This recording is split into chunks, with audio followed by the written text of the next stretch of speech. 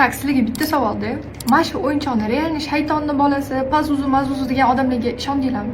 Bu shaytonni bolasi deb chiqadiganlar bor. Sizlarni orqanglardan prosta aktiv va hayplashamoqchi bo'ldi. To'g'risi charchab ketdim, tam videolar chiqadi. Buni olmanglar, bolalarga olib bermanglar. Ba'zi ota-onalar realni shunga ishonishadi. Endi bolasiga yomonlikni ravo ko'rmaydi-ku. Turq sovudi vositalar. Hagi-vagi esinglardami?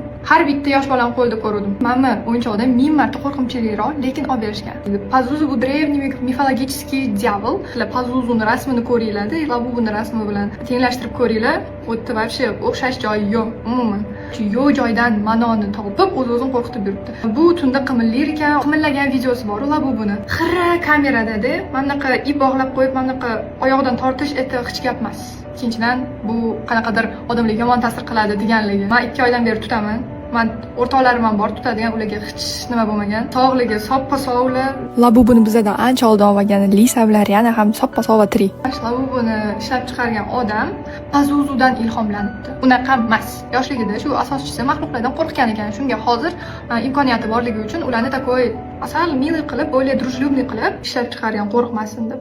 Pop Martni o'zi ham men hech qayerda ko'rmadim ham, eshitmadim, o'qimadim. To'g'ri, mashallah bu qanaqadir Pazuzu yoki shaytonlarga bog'liq deb hech qayerda tasdiqlanmagan. Faqatgina shunchalik bloger va psixologlar yuradi sizlarni qo'rqitib. To'g'ri, bu tunda qimillaydi, sizlarni yeb ketadi. Shunga iltimos nimadirga ishonishdan oldin o'zingizlar tekshirib olinglar. Balki dastligi turq yoqmasligi mumkin, lekin bu Pazuzularga hech qanaqa aloqasi yo'q bu o'yinchoqning. Yo'q joydan ma'noni qidirib yurmaylik, iltimos.